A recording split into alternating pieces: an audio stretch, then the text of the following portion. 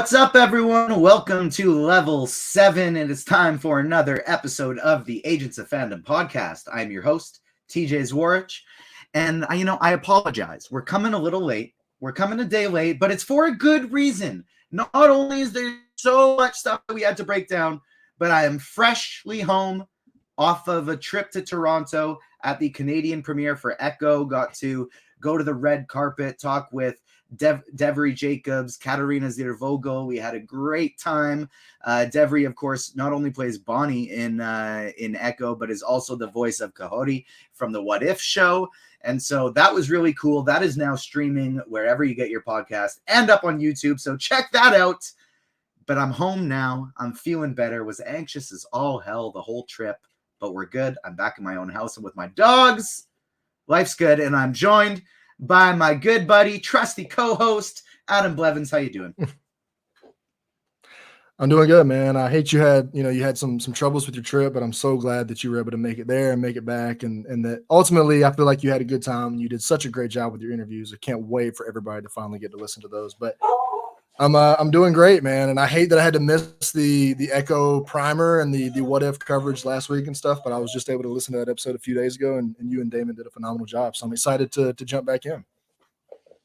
Yeah, make sure if you haven't tuned into Echo yet, check out the primer episode with myself and Damon before that we dropped before this. And yeah, thank you. That means so much. That was truly weirdly enough, is because my brain is just all kinds of screwed up. The only time during the whole trip I wasn't anxious was on the red carpet doing the interviews. Like, that's actually when I calmed down and was all right. I can do this. I have nothing to overthink and freak out about because I'm busy doing something. It was the other times where I'm like, I'm not at home. I'm trapped. I'm across the world. Where are my dogs? Where is my wife? Get me home. And so it felt good when I was actually on the red carpet itself. So yeah, check that out up on YouTube and wherever you get your podcasts. I did a write-up as well up on agentsoffandom.com. And we do, speaking of write-ups on agentsoffandom.com, check out if you go to the website, you check out the trending page right now. They're all Adam Blevins, because your recaps, my friend, are popping. The Echo recaps are popping. The website stats are doing great lately. We're having some of our hottest weeks that we've had. And so make sure you check out the website. We got lots of great content. And not only do we have this Echo review that we're doing for you right now, but also we're dropping another podcast today because there was so much news this week. We got Marvel news, Marvel rumors. We got DCEU news, DCEU rumors. Wait, no, DCU, not EU. That's confusing. DCEU is that. The DCU, it is DC Studios, whatever you want to call it. The new DC. We got some news. We got some rumors. We got some Last of Us news. We got some Star Wars news. And so we're going to cover that on another episode as well. We left you for 8 days instead of a week, but we're just going to keep pumping you with content over and over and over again since we missed you. And of course, starting next week, we have our Percy Jackson and the Olympians content starting. We got the Seaweed Brain podcast joining us with our friend Emma Doris as well, fellow agent. And then the next week, we got Liam Crowley from comicbook.com, Percy Jackson and the Olympians man himself, doing all of the best Percy Jackson content over there at Comic Book with Riptide Radio, his new show, as well as Brandon Moore coming back on the podcast, fellow agent with us as well. So lots of fun content. Make sure you tune in.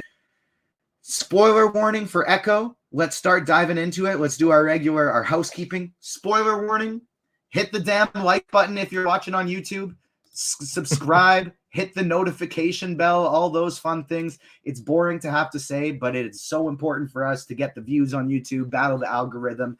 And of course, check out the Agents of Fandom wherever you get your podcasts and on socials at Agents Fandom on TikTok and Twitter, Agents of Fandom everywhere else. Let's get into it. We got our spoiler warning done. Let's talk about our just general thoughts of Echo. What did you think about this series? Did you enjoy watching it? Yeah, I did enjoy watching it. That's always an interesting metric for me, at least for a Marvel show, because the only thing Marvel that I've ever watched in my life that I didn't at least have fun with, that I didn't come out of it and be like, wow, that was a good time, was Secret Invasion. And I don't think that comes as a surprise to anybody, but that was 6 very long and miserable, very long and miserable weeks there. But No, I mean, I did have a good time with it. I think this more so than a lot of series for me was a bit of a roller coaster because there were like the highs, especially. I know we're going to get into a lot of specifics later, but the highs were really high, and like the times where I was really enjoying myself, especially with all the everything with Maya and her family. Like I could not be more locked in. But then there was some times where they were just really, really losing me. So overall, like I still think it wasn't until the finale for me that we got to something that I felt like wasn't at least like fine or good. Like episodes 1 through 4 kind of range in the like this is either okay or I think this is good range. And it wasn't until we got to the finale that I kind of moved away from that. But overall, I still had a good time with it. And I think the frustrating thing was just that there was seems like to me so much more potential here for this to have been truly, truly great. And we'll talk about a little bit about that when we get into the specifics later. But overall, I still had a good time with it. I'm glad we got this show for sure. Yeah, I'm with you on that one in terms of it does fit a little bit of the mold of some of the things we've gotten in recent memory. Not all Marvel projects, they've had some home runs recently as well, but this was good, but I think it could have been better. And obviously there was rumors that, this was 6 episodes and then there was some on the chop and then they chopped some up and it dropped it to 5. A few problems with it, and all that considered, I think they did a really great job. Like overall, I think this was a really great series. I would give it a 7 to 7.5 out of 10. I really enjoyed myself. I do think there were some ways it could have been better. I would have enjoyed if it was longer and they expanded more on the on like the time on the reservation, and they and just like go through that more and get to spend time with all these great characters. I talked about getting to interview Devery Jacobs and getting to interview Katarina Ziervogel, who played Maya's mom. I think both of them had a lot of scenes cut to drop this to 5 episodes, and I would have loved to see more of both of them. So that would be a bit of a qualm I had too, but overall, I really enjoyed it. The whole extended family, the community were all great. Like, shout out the amazing Canadian Indigenous cast that are bringing Echo to life, because not only is Devery Jacobs Canadian as Bonnie, Katarina Ziervogel, who plays Maya's mom, Taloa, Canadian, Cody Lightning, who plays Biscuits, who I'm sure we'll talk about a lot more later, Canadian, Graham Greene, who plays her grandfather, the guy who's running their shop there, one of the most hilarious actors you'll find out there, Canadian. Tansu Cardinal, who was of course in Killers of the Flower Moon as well and played Maya's grandmother, Canadian. So the Canadians really showed out for this one. So that made me really happy and made me enjoy it a little bit more. Overall, very good. Maybe not great, but overall very good, and I enjoyed it quite a bit. I want to know what your favorite episode, and I don't know if I necessarily had a favorite, but for me personally, what I kind of want to go on a bit of a defense, if you will. Shout out to our defense lawyer, Matt Murdock, of episode 1, because I felt like this was 1 and 5. I feel like are the 2 that people are the most divided on. A lot of people really liked 5. A lot of people really didn't like 5. A lot of people really liked 1. A lot of people didn't really like 1, because essentially 1 was a catch me up. It was very much a recap of, hey, if you haven't seen Hawkeye, if you haven't seen Daredevil, these are the things you need to know. And considering this was Marvel Studios' first spotlight project, I actually think that was very smart, and I think it was really good, because it allows the people who haven't seen the entirety of the MCU or who haven't seen the previous Netflix stuff that is now on Disney Plus and is part of the main MCU Marvel timeline. If they haven't seen that, this episode caught them up with Hawkeye. It caught them up with Daredevil. It got us fearful of Wilson Fisk. It taught us the origin of Maya, and it was so fast-paced that even though I've seen all of this stuff, I actually was enjoying all of it, getting to go through it again. And especially because it hypes you up right at the beginning with the Daredevil fight. And I actually thought the Daredevil fight was, we'll touch more on it a little bit when we talk through the action of the series, but I loved the Daredevil fight. I thought it was awesome. I thought it was actually well placed too, to show you this is in the same continuity. Hey, we've had our Netflix shows, and Kingpin ties in with Daredevil. We've had Echo and Kingpin together in Hawkeye. Look how this also blends together. They met earlier, and they've actually already fought each other, so that maybe when they team up sometime in the future, it shows us they've already met before. I really enjoyed the first episode. What was your favorite of the group that we got? And then lead me into as well. Talk about that action a little bit, because I thought the series was lacking in action as it went, especially in the finale. I could have used a little more fighting. But that first episode I thought rocked with action throughout. Yeah, so as for my first episode, for me, 4 was definitely the one that I enjoyed the most, which I think I'm such a huge fan of like people sitting around talking, and that's so much of what 4 is. And we also get a couple of really kick-ass action sequences, especially that one that's so famous in the trailers, where Maya's going to buy an ice cream cone and the guy's just being an asshole to her and tells her to run along. And then Fish just goes into an alley and absolutely beats the guy to a pulp. Like, I knew that was coming. They've been using that in the marketing, and it was still really awesome to see, especially a little surprise at the end of that wasn't in the trailers, of Maya wandering into the alley herself and Fisk being like, no, you need to get out of here. She walks over and gets a couple of kicks in. I was like, yeah, kick him. Like, get his ass. Like, I was all the way bought into that. And then we finally get to see, the two of them catch it, because this is the first we get to see Fisk in the present day. Episode 4 picks up pretty much. This is the first time Maya has seen Fisk since she shot him in the head in the end of Hawkeye. And that whole scene was so tense to me, and I thought really well acted by both Alaqua Cox and Vincent D'Onofrio. They did such a great job. Like, it really felt like Alaqua Cox was like terrified, like Maya was terrified, but also like genuinely shocked. And it felt like I had no idea whether Fisk was ready to like kill her or whether he was being genuine about this whole, no, I still love you, you're my daughter. Like, and I was just on the edge of my seat watching that whole episode. Episode 4 worked really, really well for me. But as for the action throughout, I do agree with you that we were a little bit light on the action. And I even thought at times, especially in the finale, there was a few times like when Maya, I don't want to jump too far forward, but when Maya kind of imbues her family with her powers, and they get that, and then the fight's just over in like 15 to 20 seconds. And then that's pretty much the final fight. Like, this is like maybe famously the very first Marvel project that doesn't have a giant third act or final episode fight scene. There just wasn't one. And it did kind of bother me a little bit. I was missing that, but it wasn't even as much that as where like a lot of the stuff, I did think they did a really good job with some unique. The Daredevil fight was incredible. And I was tweeting about this earlier in the week that it was so unique to see the opposite side of that coin, like to see the criminals going about their business. And then Daredevil breaks in with that really ominous music. And I was like, holy shit, this would be so scary to be a criminal doing some kind of job. And all of a sudden Daredevil bursts in and is like kicking your ass. Like, that would be terrifying. That whole scene was really, really well done. But they had some really good action too, with Maya in the bowling alley. When she cuts the lights off, she's using all these different things like bowling balls and pins and different things like that. They had some really, really unique stuff. But if this makes sense, I didn't feel the stakes in the action as much as I wanted to. Like, there was never a scene, like I was enjoying watching it, but there was never a scene where I was really invested into the consequences of the fight, where I was like that we didn't get a big Kingpin and Maya fight where I was like Kingpin is getting ready to kill her. Like, if she's not, or anything crazy where I was genuinely afraid, because most of it was pretty much just Maya beating up on Kingpin goons for like the most part. That was most of the action we got. So if I had to put a complaint on it from the action side of things, that's where it would be, that we didn't really get a scene that I was invested in and I was really rooting for one side or the other. I mean, I knew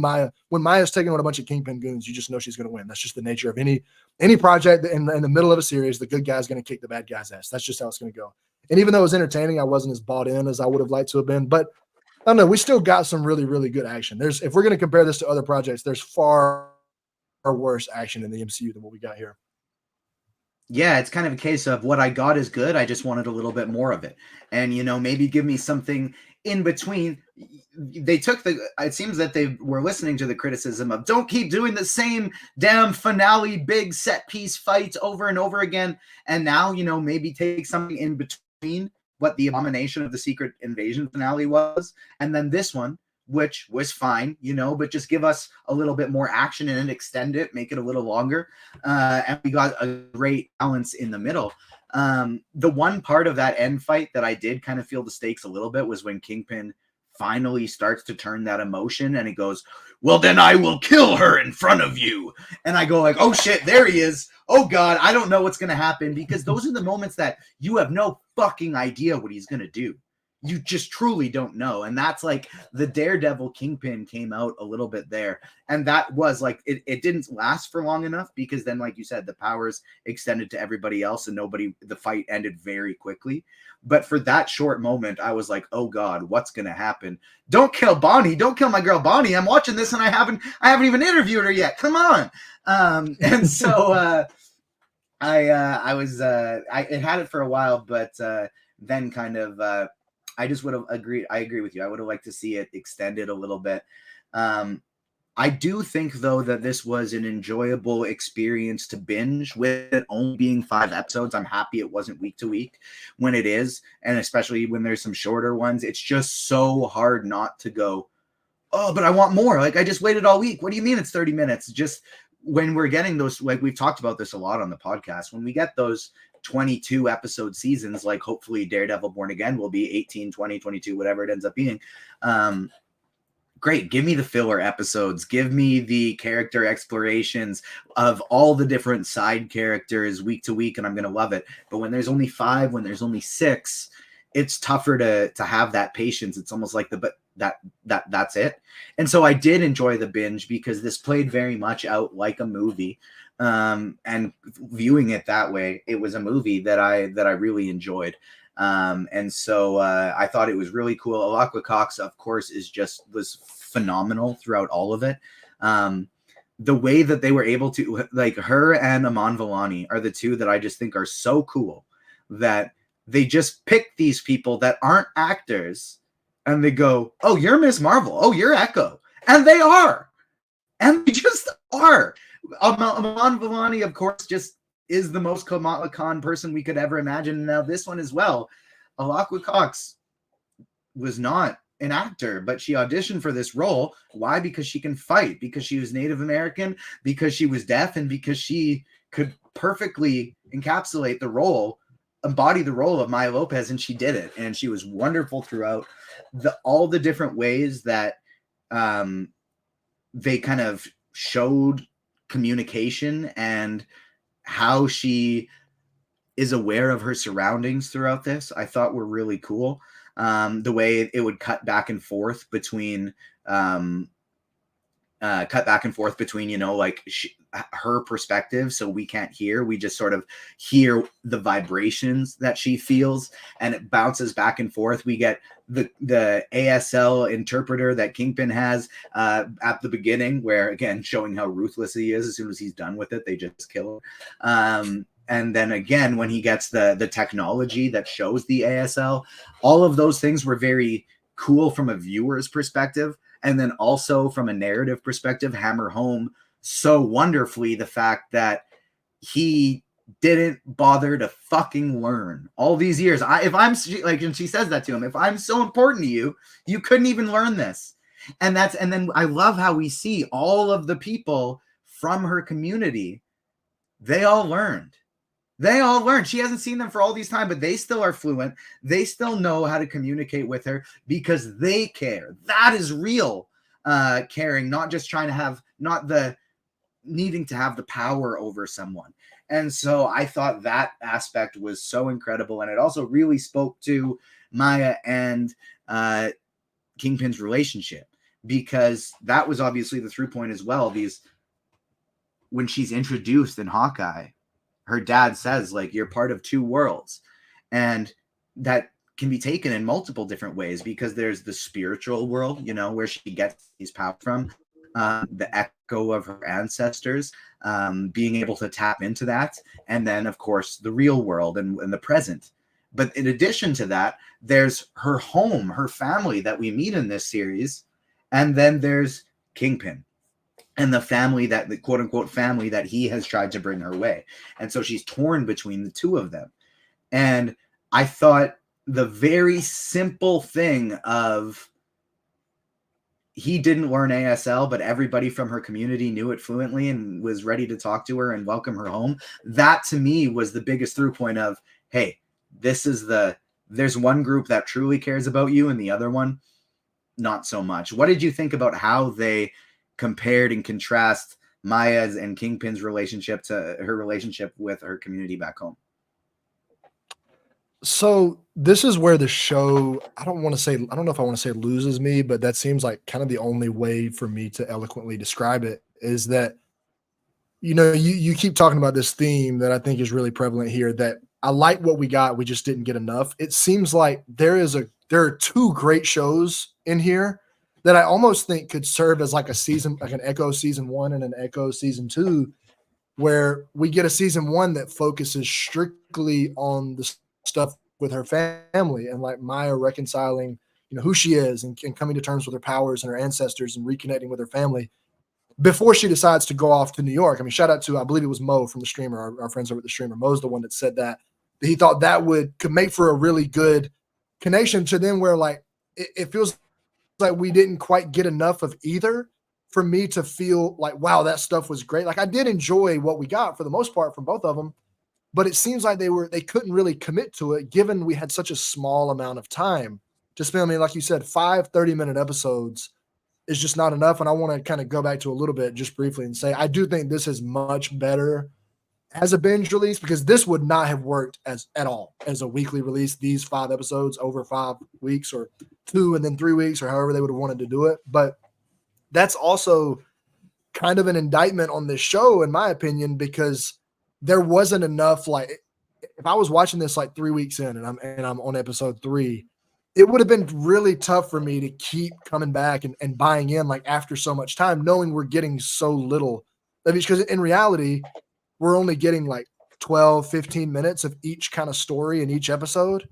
With only 5 episodes, that's just not enough. And so it's frustrating for me because I'm watching this and I'm like, I'm especially enjoying, for me personally, I'm much more enjoyed Maya's relationship with her family and all of that stuff, all the supporting characters, Uncle Henry, Bonnie, and Grandma Chula and Grandpa Scully. And I'm trying to think of all the different names. Biscuits, like everybody was incredible. There was not a single member of her family that I was like, that I didn't want in the show, or think that this show wouldn't have been this, or would have been the same without. If you take any members of her family out, then like I think this isn't the same show, and I don't think it's as good. But there's like some people on the Kingpin side, like Zane, that whole Zane storyline and his character. I'm like, could we have done without that? Probably so. I don't really think we needed him in this show. But I don't feel like that for any of the members of her family, because they were all just so compelling and so interesting. And every single one of those actors did such a phenomenal job bringing those characters to life with their performances. So at the end of the day, while I did enjoy what we got, I was left feeling more frustrated, because I was wanting so much more from each camp. And it just seems like I don't, and I think we're fortunately, we're moving away from this, kind of like you said, with the Daredevil stuff. We got that news a while back with the Born Again reboot and all this kind of things, that they're making all these big changes to the TV department, that they know that like this approach they've been taking hasn't worked. And I think this is kind of part of the old regime. So I'm willing to give them a little bit of a pass here, because I think we're moving away from this going forward. But I kind of hate that Echo is going to be one of those shows that we have to look back on. It's kind of like a relic of a bygone era. Like, yeah, that was when Marvel was doing TV that other way that we didn't like, because it feels like if they give us like a 10 episode, 45 minutes long of Maya, like, and her family, especially, with plenty of time to dive into her connection with her mother and her past and her ancestors and all these different things, there's just like a brilliant show in here. And it just ultimately feels like we left so much potential on the table. But I still did enjoy what we got, but it's hard to seeing what we could have had, like, and picturing in my head what we could have had, just kind of leaves me feeling more frustrated than anything. It's one of the, it's kind of like you said, this is, to my knowledge, probably going to be the last show without a typical showrunner and done the television show way. And so it is unfortunate that there are a few of those things that got left behind. Like, it really does seem like even one more episode, like they cut whatever they cut, even like just showing the stuff from the Marvels. Sorry to get off track here, but it kind of all fits. I'll pull it together. I'll wrap it in a bow. All these deleted scenes from the Marvels that are now coming out before it gets dropped on video on demand and on digital and on hard copies, Blu-ray, etc. Why the hell weren't they in the movie? I love the Marvels, but every one of those scenes would have made it better. every one of those scenes would have been better. It kind of seems like they have these amazing ingredients to make these great dishes, but they're just not quite cooking it properly, whether it's the baking temperature, whether it's how long they're leaving it in the oven for. I don't know. They're taking it out of the oven a little too early, maybe, but they just have these amazing ingredients. The cast, the writing on much of this, it's just great. But I just needed like a little bit more, like you said, cooked a little bit differently. And I felt with a couple deleted scenes from this one, we haven't seen many yet, but we know a lot of this got cut. And I kind of wish just it didn't. I mean, we very well could be wrong because we haven't seen it, and very much just could be like, didn't quite get it. But then again, and then that comes to how the strike may have played into this, because maybe they would have reshot more stuff if the strike wasn't happening. And so all of that does play into it. And at the end of the day, it's kind of like, we could have got something a little bit better, but we could have got something worse. And at the end, it's pretty darn good. And I'm happy that they did give this Echo show to us, because it's like you said, that familial relationship and the side characters, they were so great. Obviously, you and I personally can't talk too much about like the specificity of the Native American and the indigenous representation and what that means to us, other than that was really cool to see. I have a baby on the way who's Métis, who's going to be Métis, and I'm very excited that they're living in a world with Kahori now and with this Echo show, and they're going to get to see this type of representation. And my wife, Ava, who's also Métis, we talked about it, and she was thrilled about all of it. Like with between Chola and what's Graham Greene's character's name again? The grandfather? Scully, Grandpa Scully, like the shop owner.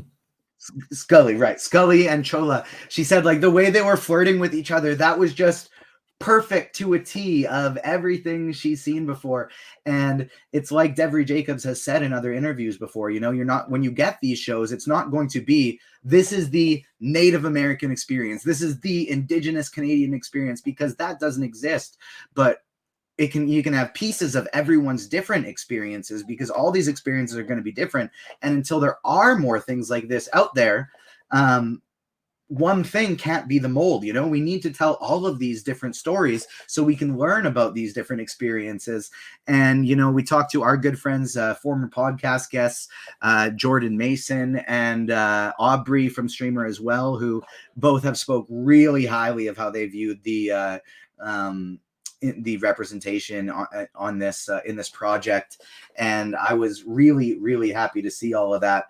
And one character in particular that I want to talk to you about, just like get your thoughts on him, because I know Mark, who wrote the original review for agentsfandom.com, absolutely adored this character. And there's rumors, there's people saying that Biscuits might be the new Madison. Do you think Biscuits is that level of side character of Madison, where they just stole the show with their screen time and they were that good? And then who were some of the other standout side characters for you? Supporting, not side. Yeah, Biscuits absolutely stole the show. And Biscuits absolutely stole the show. And shout out to Cody Lightning, the guy that plays Biscuits. He does such a great job. I was never not smiling or chuckling or like laughing watching him anytime he was on screen. Especially my favorite scene with him too, where he didn't even say anything, is when I think it's at the end of episode 4 when he's bringing Grandma's truck to get fixed, and he drives past her street. And he's just like, you can see the panic on his face, realizing that Grandma she turns and sees him, and the panic on his face. Oh my gosh, that scene was so funny. But it's like, it's impossible for me to even pick a side character. I mean, I love Grandpa Scully, and like I love Bonnie too, but like I feel like we didn't quite get enough of them. If I've got to pick one, I'm gonna pick Uncle Henry, but I like that's because I feel like we got much more of him than anybody else. Excuse me. And it's just like I feel like we actually got to kind of explore some of his and Bonnie's relationship, whereas the rest, I mean, his and Maya's relationship, excuse me. Whereas like for the rest of them, like most of the time it was just until the end, at least, especially with Grandma Chula, her and Maya didn't even have a relationship until like the finale, or like episode 5 or episode 4, and then the finale. where, you know, they go and just kind of are able to reconcile and do all this. But like, I feel like we actually got to see from, I think, episode 1, if I'm not mistaken, where she goes and fills in Uncle Henry on her plan all the way through to the end. Like, I felt like the two of them were pretty consistently working together, because he was one of the only people to originally discover that she was in town. And, you know, Maya was kind of trying to keep her presence a secret, but he found it out. So, and he was kind of helping her on that kind of stuff. So if I've got to pick a side character, I have to pick Uncle Henry, just because we got so much more of him in contrast to anybody else. But that's again where I feel like it shouldn't have been like that. We should have, and I understand from a storytelling perspective, like Maya didn't think she was going to be in town for very long. So there's no need to tell every single person that you're in town if you're planning on just kind of breezing in and breezing right back out. I get that. But it's like, if we had 6, 7, 8, 45-minute episodes, I think we could just rid of that as a storytelling device, and maybe give Maya like an episode with each character, like one where her and Bonnie go and do some of the things they used to do when they were kids, and one where her and Grandpa, she goes to Grandpa's shop and the two of them go and do stuff all day. Like, there's so much potential to tap into for stuff like that. And like, I just keep thinking about it and getting even more frustrated. But overall, I mean, the side characters were all great. And I hate that I'm ultimately picking Uncle Henry, because he was the only one really with satisfactory screen time.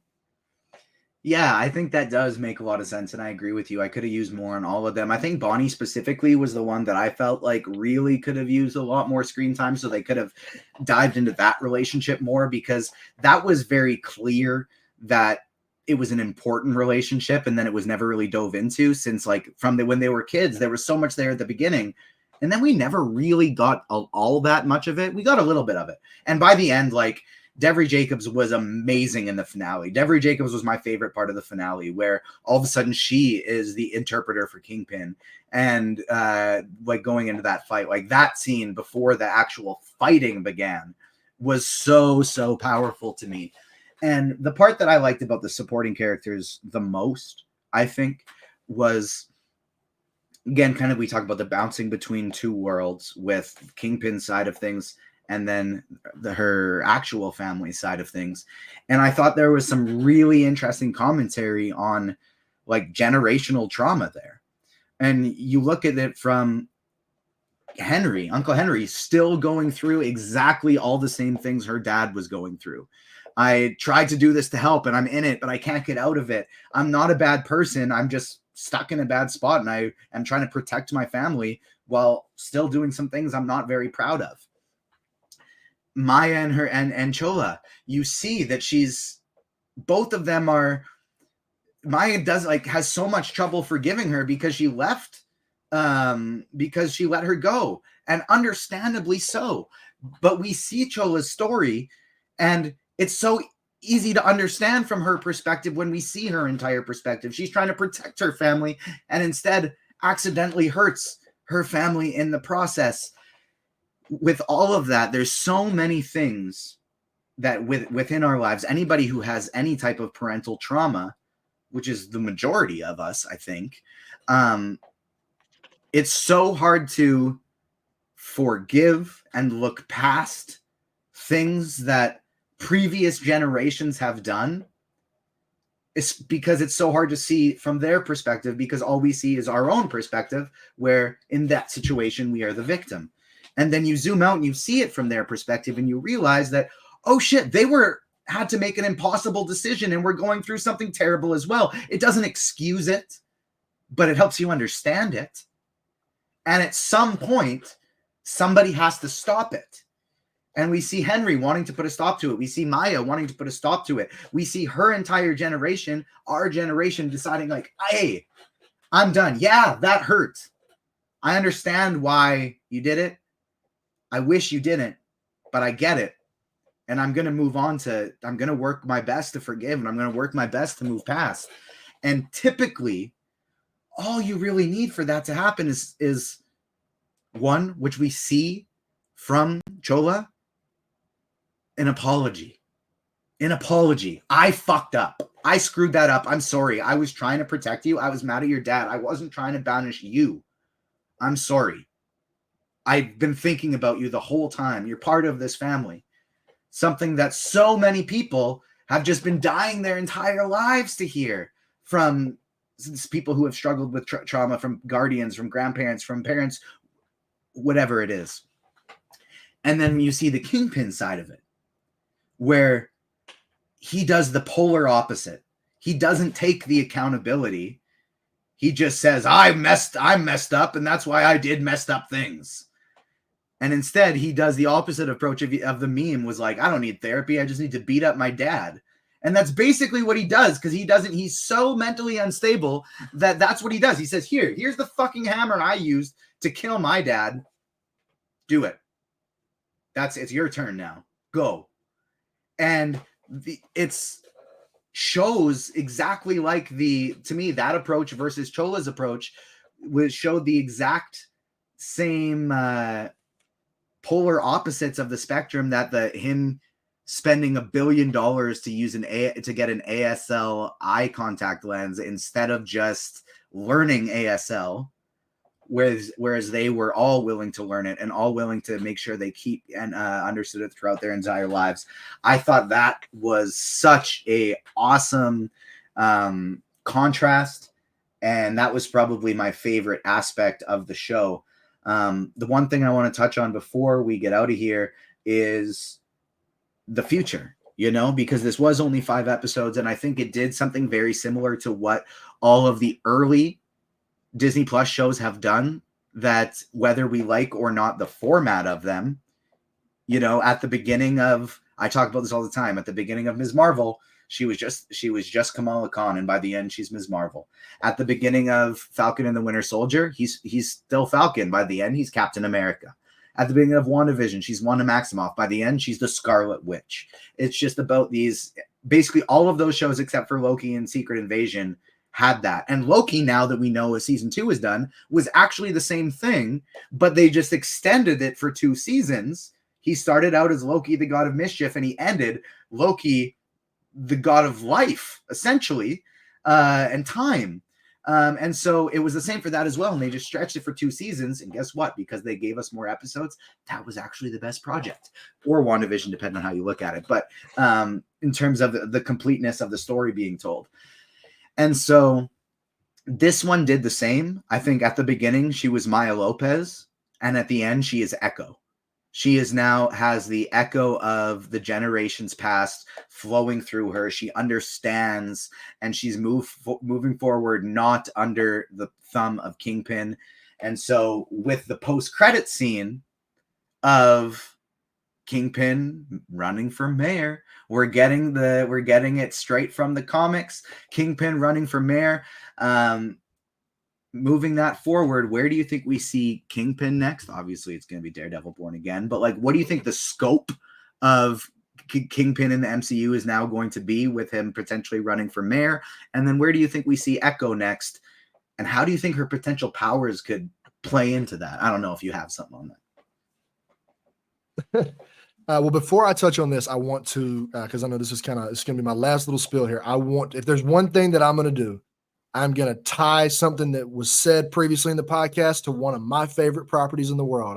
That's the one thing you can always count on me for. So I want to talk a little bit about one of my favorite scenes, probably my favorite scene in this show, which was the hammer scene. And this scene, I felt like it was so well done. And it's not, I don't want to say an overused trope, because people use it a lot, but it works so well. And I'm going to tie this to one of my favorite characters, maybe my favorite character in any medium ever, which is Kratos from the God of War series. There's a moment where he's faced with a very similar choice in 2018's God of War game. And he walks away and he says, we must break the cycle. We must be better. And I thought so much of him in this moment, because that's exactly what Maya was doing. Like that, without saying it, without signing it or doing anything, that's exactly what she was saying. She was like, I know I could fall into the same habit. I could kill you. I could become the Queen Pin, take over New York, do all these different things. But she was like, we must break the cycle and we must be better than this. And that's just something that will always work for me. Like anytime I watch that, I'm like, this is absolutely perfect. And I felt like that again when I saw it. That was probably my favorite scene in the whole show. And it was so incredibly well done. But shifting back to the original question that you asked me, which is about the future. So I have a little bit of a problem with this post-credit scene. Not that I don't think it's cool, but what I always say too, me, I got to get a shot off. I can't end the podcast without getting my shot off. So if this is going to be an Echo story, like a spotlight story focused on Echo, I don't like that we end this series not knowing what's next for Echo, but knowing what's next for another character, which for Kingpin is obviously Marvel producer Brad Winderbaum was recently speaking with Screen Rant, I believe it was, and he said that Kingpin was going to be the Thanos like of street level MCU, I believe was his exact quote. So it seems like for Kingpin, we're going to see him in potentially everything street level, like wherever we see Kate Bishop next, unless that's going to be a big West Coast Young Avengers thing and she's on to bigger and better things. It would seem a little weird if Kingpin and Kate Bishop don't have any sort of interaction again. But like it seems like all like Spider-Man, Daredevil, the Punisher, anything else we see from Echo. Like I think there's potential for Echo in every single one of these series. I don't think all of these series have to just focus or movies, because a lot of these are probably, we know Spider-Man is going to be a movie. That's not going to be a series, but there's room for Echo as a side character in every single one of these stories, especially the TV shows that are probably hopefully going to be 8, 9, 10, 15, 20, however many episodes. There's room to do like entire 5, 6 episode Echo arcs where she's a big part of it. And she's either working with the heroes or working with Kingpin or whatever. Like there's so many different ways they can bring her into the story. As for her powers, I'm still a bit kind of confused and wobbly on how all that works. So I'm not going to speculate on what we could kind of see from that going forward, because just admittedly, I don't quite understand that. I'm going to have to watch it a few more times and do some research on it. I think they look really cool, and I'm interested to see more from them. But it's kind of hard for me to place her in a situation based on that. But I don't know. It's frustrating to me that that post-credit scene is undeniably really cool. We get to see Kingpin officially. We've heard all these rumors that he's going to be running for mayor in Daredevil Born Again, and he's going to be interacting with Spider-Man and doing all these kinds of things. So it's really cool to kind of see that finally firsthand. Like we get that confirmation. We know it's coming. This isn't from an interview. This is like in canon stuff, in universe canon stuff. It's really cool. But I'm like, I would have also liked to have seen something that indicates to us where Maya is going next. This was her project. I want to know at least something. Like I know we can't always be alluding to where everything is going. I get that. I know that. But I'm like, if you're going to show us, I know Kingpin's going to be this big character, but if you're going to show us Kingpin, just show us Maya too. But I don't know. Ultimately, there's so much room for Maya to show up in any of these projects. And it's going to be a waste if they don't use her in all of these series. If she's not in Daredevil, if she's not in the Punisher, and all these different shows. Shout out to, I believe that was Obi-Wan right there doing some bargain. But if she's not at least playing a very small supporting role in all of these shows, if not even like a recurring role in these street level shows, then it's going to be a waste. And I think we're going to kind of miss an opportunity there. So I hope we get to see a lot more of Maya Lopez going forward. Couldn't agree more. I hope we see a lot more. I think the most logical place will be Daredevil Born Again that we see her next. There's just so many cool comic book stills from that run of Kingpin being the mayor, where it's like, I saw one just pop up the other day, and it's Daredevil, Iron Fist, Luke Cage, Spider-Man, Echo, Jessica Jones, all these people on a rooftop, and they're just like together ready to take down Kingpin. And it's so cool. And so I do think that's the most likely place we see it is Daredevil popped up in Echo. I think we see Echo pop up in Daredevil. And one thing I wanted to touch on as we get out of here that I forgot to bring up earlier when you were talking about, we finally got to see this from the other angle of instead of Daredevil creeping up on the criminals, it's like, holy crap, I'm doing something now. Daredevil's here. You just wrote up a great article of the Defenderverse is now on, not only is it on Disney Plus, but it is in the MCU timeline order. You wrote up a great article of the order to watch that show in. One of my favorite parts of the Defenders series is, and that to me is like, we just got the taste of that in Echo again here, is seeing it from that perspective. We get a taste of it in the Defenders series where they're talking about all these people getting together, and it's like the bulletproof man, Luke Cage, is with them, and he's teamed up with the immortal Iron Fist, Danny Rand, and that girl who has super strength, Jessica Jones. They're all like, yeah, whatever. But the devil of Hell's Kitchen is with them too. And they're like, fuck, we're screwed. Like as soon as they find out Daredevil's there, they're like, oh shit. All of these super powered beings And this dude is the guy that freaks the hell out of them. I love that so much. And we did get to see that taste. So make sure you check out the Defenderverse shows on Disney Plus now as well if you haven't seen them. I'm definitely feeling a little bit of a Daredevil rewatch myself these days. But we got lots of great content to celebrate, because not only do we have Echo that we just got finished streaming on Disney Plus, but there's so much news for the future. So make sure you check out our other episode of the Agents of Fandom podcast, where we are breaking down the Marvel, Star Wars, DC, Last of Us. So much news dropping. We're dropping a double podcast to make sure we cover it all. And then, of course, my interviews with Devry Jacobs and Katarina Zervogel are now up wherever you get your podcast and on the Agents of Fandom YouTube page. So make sure you check that out as well. On your way out, smash the like button if you haven't yet. Subscribe, hit the notification bell, and make sure you are subscribed to the Agents of Fandom wherever you get your podcasts. Leave a nice little 5-star rating, write a review for us, and of course, follow the Agents of Fandom on socials at Agents Fandom on TikTok and Twitter. Agents of Fandom everywhere else. On behalf of myself, our whole and Adam here beside me doing a wonderful job as per usual, and our whole team behind the scenes. Thank you everyone for tuning in. We got lots of content. We will see you on the next one. Peace.